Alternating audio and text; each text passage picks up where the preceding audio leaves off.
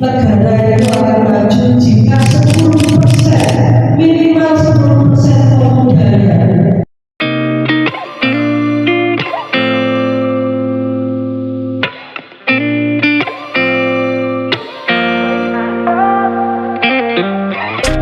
Gotta find my way to you, even though you're next to me.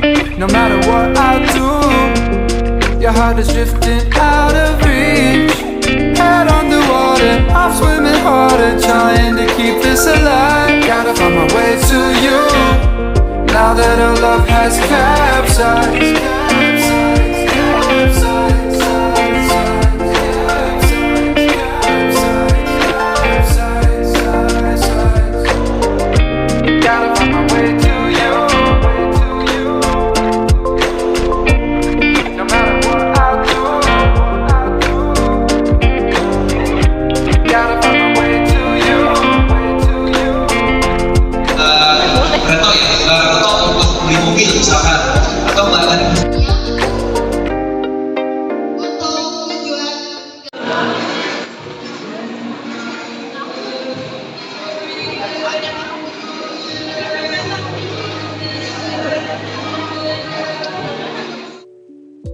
PDIP SMJD yang kami hormati Wakil Rektor 1 Bidang Akademik Ibu Diah Puspita.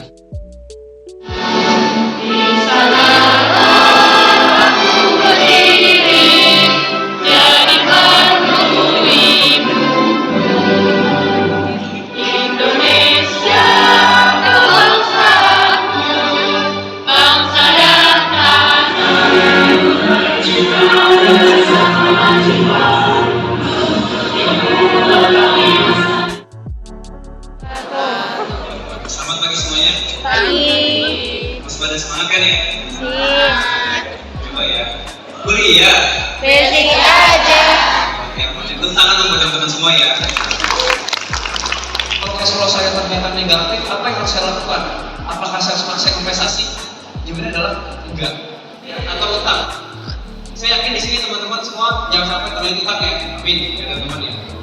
Intinya adalah kalau dibilang mas utang boleh atau enggak itu tergantung dari teman-teman semua. Ya, kalau untuk hal darurat atau urgent silakan teman-teman. Tapi kalau hal yang terlalu konstruktif itu nggak perlu ya teman-teman ya. Tapi intinya yang saya bahas di sini adalah kalau kalian punya utang atau cicilan itu harus di manage dengan baik, benar nggak? Jangan sampai kalian terlalu dalam. Yang terakhir, apa teman-teman ini? Dana darurat. Dana darurat adalah uang jaga-jaga kalian, tabungan kalian. Inilah kalau kalian lihat lebih penting kalian punya tabungan dulu, uang jaga-jaga dulu atau investasi dulu. Tabungan dulu ya teman-teman, uang jaga-jaga dulu.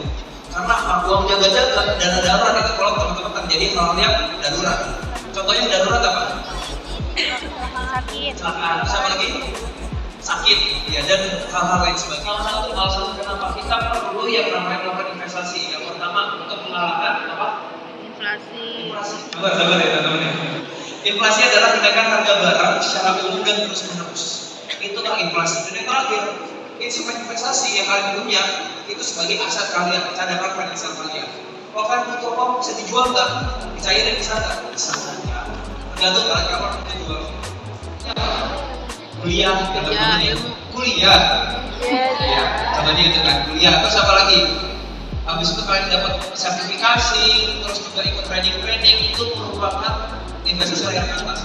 Investasi banyak, jadi kalian bisa berinvestasi ke berbagai hal juga. Nggak cuma ke soal yang untuk keuangan masa depan, tapi kesehatan, rehabilitas dan lain sebagainya. Siapa? Perusahaan. Mereka bertemu dengan pihak yang kelebihan modal. Siapa mereka? Teman-teman semua ada di sini ya. Amin. Produknya apa? Kita pasar modal kita mau hanya emas. Tadi kan ngomongin bodong dulu ya. Ya. Pasar modal kita bodong atau nggak mas? Kita diawasi oleh siapa? OJK. Jadi insya Allah lebih aman lagi, kita legal teman-teman ya. Karena sudah diawasi oleh OJK. OJK adalah mereka yang mengatur dan mengawasi dan melindungi seluruh industri jasa keuangan yang ada di Indonesia. Untuk pasar modal, ya, mau itu perbankan, untuk asuransi, dan pensiun, fintech, pinjol itu harus diawasi oleh OJK. Ya. Obligasi ada surat utang dan reksadana adalah kontrak investasi kolektif. Gampangnya teman-teman kalau reksadana bedanya sama saham ini. Reksadana itu kayak sebuah teman-teman mau beli buah, tapi dalam bentuk kumpulan buah, kayak salad ya teman-teman nih. Jadi satu produk isinya macam-macam. Kemampuan kalian, setuju nggak? Boleh nggak kita investasi dari dana pinjol? Boleh nggak kita investasi dari uang buat bayar kuliah di BSI? Investasi dari dana berlebih kalian. Ya, itu pahami ya. Dana berlebih atau uang dingin. Tapi teman-teman uang dingin ya. Uang dingin bukan berarti ini mas uang dingin uang yang saya taruh di kulkas ya, bukan. Uang dingin adalah uang berlebih teman-teman. Tahun 2000 merupakan sebuah bentuk kerjasama antara PT Bursa Efek Indonesia dengan perguruan tinggi dan perusahaan sekuritas untuk menempatkan dana investasi di berbagai kampus perguruan tinggi sebagai sarana untuk memperkenalkan dunia pasar modal sejak dini kepada dunia akademisi. Kalau dulu biasanya akan ada permintaan untuk skor masuk ke bawah, lalu sampai terchecklist dua-duanya, teman-teman tanda tangan di kertas putih polos tidak bernuansa bergambar, tanda tangannya sesuai dalam waktu yang sebentar atau akan ibaratnya akan turun drastis secara waktu yang sebentar, itu nggak mungkin. Jadi mungkin akan bertahun-tahun. Jadi makanya jawaban simpel dari aku, disclaimer ini adalah pure jawaban dari aku. Assalamualaikum warahmatullahi wabarakatuh. Perkenalkan, saya Ibu Agustin dengan NIM 64232316. Saya Zahra Zakia dengan NIM 642322. Kami dari kelompok 1. Kami di sini akan menjelaskan tentang kesimpulan hasil seminar yang berjudul tentang pelatihan dan uji profesi pasar modal yang kami laksanakan pada 30 Oktober 2024. Investasi di pasar modal Indonesia. Investasi bukan tentang masa kini, tapi tentang masa depan. Investasi tidak memaksa atau urgent, tapi dibutuhkan. Investasi bukanlah prioritas, masih ada prioritas lain sebelum kita berinvestasi. Ada dua hal yang harus kita prioritaskan sebelum kita berinvestasi. Yang pertama, cash flow, kredit dan dana darurat, dan yang kedua, manajemen risiko. Yang pertama ada cash flow atau arus kas. Cash flow ini harus bersifat positif. Arus kas masuk harus lebih besar daripada arus kas yang keluar. Arus kas ini bisa didapatkan dari kerja, wira swasta, dan lain-lain. Apabila cash flow-nya negatif, apakah kita harus berinvestasi?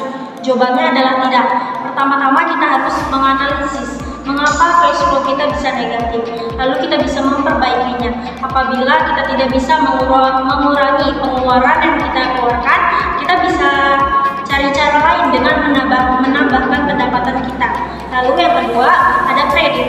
Apabila punya utang, kita harus memanage utang kita dengan baik.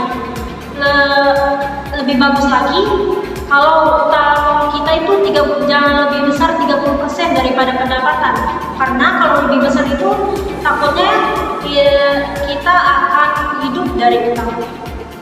Lalu yang ketiga ada dana darurat atau tabungan.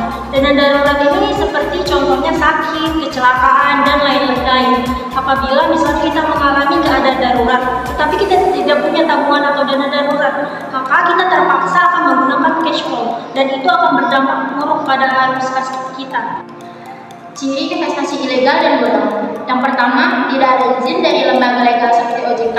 Yang kedua, mengklaim bahwa investasinya tidak ada resiko. Dan yang ketiga, memberi janji pasti untung, cepat, dan return yang tinggi. Lalu selanjutnya adalah investasi di pasar modal. Apa sih contohnya? Contohnya adalah saham, obligasi, dan reksadana. Apa sih yang pertama? Pengertian pasar modal itu, pasar modal adalah tempat berkumpulnya orang atau pihak yang membutuhkan modal dan pihak yang kelebihan modal. Apa sih perbedaan saham dengan reksadana? Bisa kita umpamakan, reksadana itu seperti kita membeli buah yang bermacam-macam, seperti kita membeli anggur, stroberi, pisang, dan lain-lain. Sedangkan saham itu kita hanya membeli satu macam buah, seperti kita hanya membeli buah stroberi saja. Wajib nggak sih investasi di masa muda? Jawabannya adalah tidak, karena setiap orang mempunyai kemampuan yang berbeda-beda. Investasi juga bukan tentang uang, tapi juga tentang layar ke atas. Apa sih contohnya layar ke atas itu? Layar ke atas itu kayak kuliah, sertifikasi, dan lain-lain. Sekian